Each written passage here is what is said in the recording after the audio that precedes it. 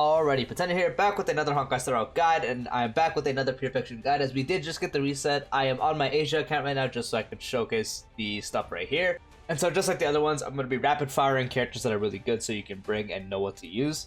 And so, that's all I gotta say. Let's get straight into the guide, like, sub, all that stuff, yeah. So for starters, once again, ignore this account, this is on Asia. By the time you are seeing this video, this Pure Fiction is out on all three servers, Asia, NA, and Europe. NA gets it last, so by the time you're seeing this is right when it drops on NA with the reset. So I am on my Asia account just so I could showcase all this stuff and read it out to you. So as we do see, we had the return of the follow-up one. Accumulate the amount of damage dealt by allies' follow-up attacks. When the damage reaches 100%, deal a set amount of damage to all enemies. So as we do see, it's going to be a pretty heavy follow-up based one now. I'm not going to try to say the effect, but it no longer requires accumulate damage for follow-up attacks. Instead, this effect's damage boost is increased by 60% for every time ally launches 3 follow-up attacks. Second one, when the effect is triggered, regenerates energy for all allies equal to 35% of their respective max energy. Energy recovered via this effect can exceed the allies' max energy. And the last one, apart from follow-up attacks, all other kinds of damage dealt by allies can also accumulate progress equal to 18% of the original damage amount.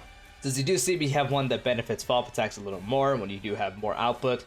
Middle one is a bit of the energy alt spamming side, which can be useful, but probably not recommended too much. And the last one is for characters that might not do the follow-up attack the most, which there are some characters that could be really good on here that don't actually use follow-up attacks, just like other Pure Fictions. And yeah, let's get straight into who is good. Before I talk about that though, I will say the recommended types are going to be different from this. For the 4th stage, this is going to be for O4, the guide is for O4. The first half will mainly be weak to fire and ice, and the second half will mainly be weak to imaginary and lightning. So remember that, this is a guide for O4. So first, let's start talking about the DPSs. For the first half, talking about the main one, Himiko is obviously just always good in Pure Fiction, and she's going to be one of the best ones for this one. Not only does she have a follow-up attack off weakness break, but in general with her ult and mainly her victory rush follow-up attack just doing everything, her damage helps you scale the main effect. All that stuff, Himiko has always been good. I don't really need to talk about much about her too much on this guide, but she is a fantastic option. Just like Himiko, Herta has also been fantastic just in Pure Fiction in general, and she is going to be fantastic also being ice for this. Helping you deal with this breaks, and she does have a follow-up attack herself, also being able to accumulate the effects, so Herta is another fantastic option.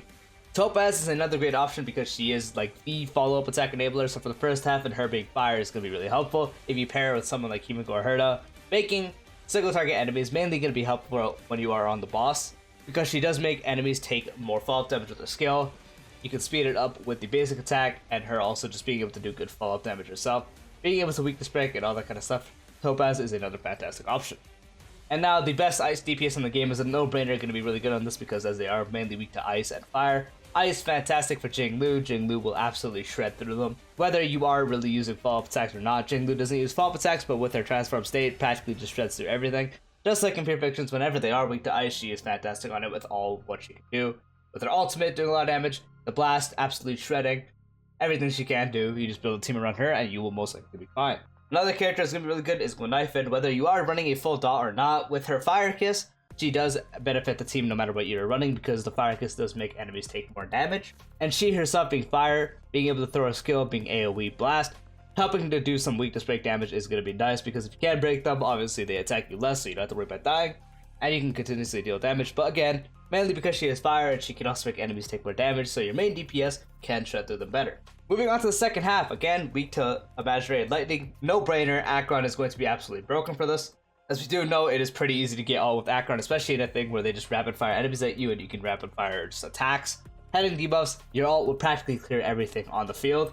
Acheron just absolutely killing everything with her ultimate that is on the field. There is literally practically nothing that will survive. Being able to use it pretty often if you do take someone like Silverwolf or Paylow or anything to pair with her for the debuffs. Acheron has a big advantage in this mode just because again, her ult will kill everything, her skill, the 3 targets a hit will most likely kill as well. So Acheron is another fantastic option. So no surprise, Jingwan is also going to be absolutely broken on this because he is lightning, being able to do weakness break, but also because his Lightning Lord attack, which is the main juice of his kit, is also considered a follow-up attack. Not only does it actually accumulate that effect, it also just absolutely shreds through the field, with it also hitting absolutely everyone on the field. If you do have the full stacks of the Lightning Lord, practically anything is gonna die.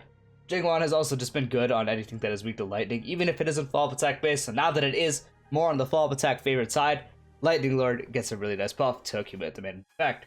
So Jingwan is another great option. Now, I know people are probably going to be shocked with me saying this, but Dr. Ratio is also very, very good for this.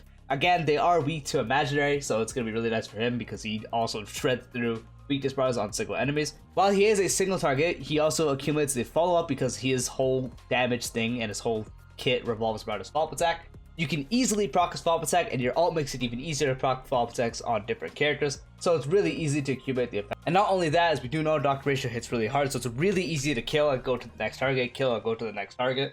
So Dr. Ratio is going to be really good for just killing and also getting the accumulation effect, because once you do accumulate the effect and the extra attack happens, it does do a lot of damage and it definitely kills smaller enemies really quickly.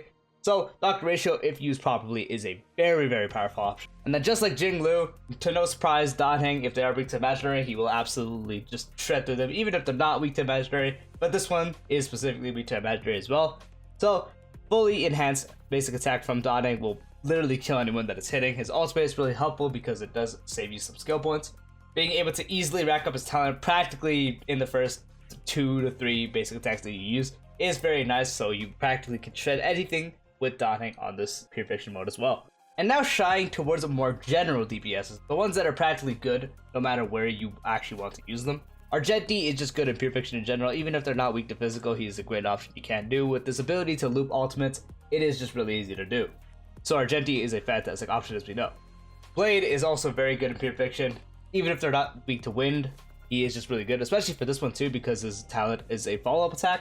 So you can make use of the follow-up attack, and you can also build a slower team that sort of is around the enemies attacking Blade. Like if you take a slower team and you take someone like Link so the enemies keep attacking, or you could do something where you run something like Unlimited Blade Bricks, where you take Bronia and Sparkle and you keep getting him to attack so he keeps consuming his own HP, build up the follow-up attack and then do it, and then when he does do that, you do accumulate the effect. So Blade is another general DPS that is usually really good on this. Clara is usually always a fine option as well, because a lot of them are ending up weak to physical.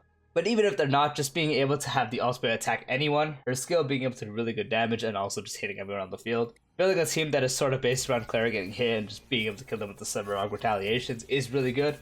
Obviously it takes a little more work, but she is a really good stop if you do need a second DPS or just a DPS in general. Clara has always been good on Pure Fiction, so she is another option you can use. Kafka and Black Swan are both fantastic options. As we do know, Kafka does have a follow-up attack. Usually you use them together, so you do have the follow-up attack from Kafka to accumulate the effect. But mainly the fact that Dot is always good in Pure Fiction, even if the main effect doesn't really tailor towards Dot. It is a really good team to use because it just does so much damage on the enemy's turn too, so you can deal a bunch of damage on your turn and make the enemy take a bunch more damage on their turn. So both Kafka with her follow-up attack and just being able to proc Dot effects and be able to apply shock is really good. Black Swan making Dot so much stronger and being able to shred through their defense and also just doing really good damage on herself is very good as well with the stacks of Arcana. And as I did talk about Gwynnifin previously, running a team with those three together is very good, so this is a fantastic option if you're running a Dot team, or even just Kafka or Black Swan. And now for the Harmony supports, the best option is probably going to be Sparkle, just because most of the characters on this list, or who you want to use in Pure Fiction, are genuinely skill point hungry, so she is best paired with a main DPS that absolutely shreds, so running her with someone like Acheron is really good, running her with someone like Jinglu, running her someone with Danheng, everything is possible with Sparkle. Only time you really wouldn't want to use her is with Dot, but her being able to give an action forward, her being able to buff the hell out of crit damage, and also just practically having full uptime on skill points is really helpful. So Sparkle overall is a very fantastic option. Another Harmony support just as good as Sparkle on Pure Fiction is Ruan Mei, as I don't really have to talk about much, her being extremely skill point positive, buffing the entire team, increasing their damage and weakness break efficiency. So if you are running type advantage teams, she'll help with that because you are getting weakness break efficiency, you're getting all-time res pen, getting more speed so you can attack more. Ruan Mei practically does it all for you as well. Ruan Mei, fantastic option. Asta isn't a bad option either because she does also buff the actual hell out of your speed. 50 speed is absolutely insane. So running a team centered around going very often for your attacks is really nice with Asta because she enables that because of how much speed she actually gives. So Asta being also be able to increase attack a little bit, but also mainly the speed buff. If you build a team around her with the speed, it is very powerful in Pure Fiction. And Ting Yun is also another option you can use, but I would only recommend doing this if you are running a main carry DPS, something like Jinglu, or some characters that do rely on her ult, or if you're pairing her with another Harmony support. But besides that, her also being able to give nice attack bonuses is very nice as well. So Ting Yun is a nice little other option you can do. But again, I'd only recommend it if you are running sort of a hyper carry DPS with two supports, because Outside of that, you're only really buffing one, so if you are running another one to supply with skill points or something like Sparkle, that's another fantastic option. Bronya is also really good, don't really gotta explain much, it's kind of similar to Sparkle, besides the fact of skill points. Her also being able to give your entire team crit damage is also nice, so pairing her with someone that is a little more on the skill hungry side would be a little bit of a problem because you're also using her skill to give them another action and give them another turn to attack and damage increase. So skill points, if you can manage it, Bronya does become really good. And if you are running two characters that might not be super skill point positive, if you do have someone like Clara, she would also benefit from just having the ult. You wouldn't have to use the skill on her, you could use it on someone else. So if you can get around the fact that you probably need to use a lot of skill points, Bronya is another fantastic option. And now moving on to the sustains, Aventurine is easily going to be the best one. For either sides, it's just going to be really good, especially the second half because they are weak to Imaginary. Not only does he practically make it to where you don't ever take damage, he himself does really nice damage, and he also has a fall protect that is really easy to get.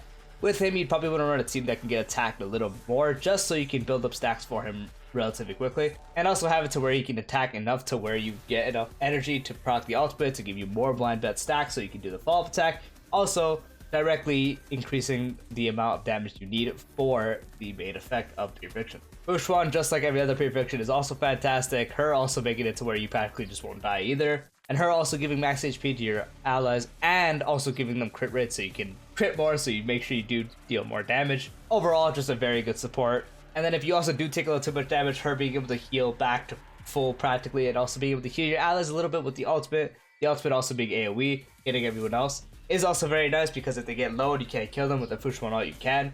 So Fushwan is another best option for sustains. Wofuo is also very, very good, as you don't really need to heal too much if you are running this, but mainly for the fact that her ult regenerates energy for everyone and also increases their attack. She's just sustain that is also giving you a nice amount of attack percent and also giving you energy for your ult uptime. So Wofuo overall is just a fantastic option as well. And so now finally talking about when you kind of want to use these buffs, it is not too crazy this time around. Pretty much how you want to go about it is you're mainly going to use the first one when you are using a follow-up attack team. So if you're running something like Topaz, Ratio, Aventurine, you're most likely going to use this first one because it's really easy to get a bunch of follow-up attacks on that. So you get the requirement of every time you launch 3 follow-up attacks is very easy. The second one is nice for when you are running more of a specific comp because you still want to have follow-up attack characters to get the effect, and you want to have someone that might do more damage off their ult. This one is a little more iffy, but there probably are team comps that you can do that do sort of benefit from this one more than the other ones. And the last one, obviously you want to use this for any team that does not have a follow-up attack based thing. So using this effect on like an Acheron team is very good, using it on a Dot team is very good, or a team that might get follow-up attacks slowly like Jingwan or Blade, it can also work there because they do have other sources of damage that you can get the bonus from to accumulate more. So that's sort of how you want to go about these buffs. And so yeah, that is the Pure Fiction guide. Let me know what kind of teams you guys are running, if you guys have even better suggestions on some other characters you guys are finding really good for this. Just so you guys comment below and help out other players more, would be greatly appreciated. And yep, that's been the video. Hope it was fun and helpful. Peace out.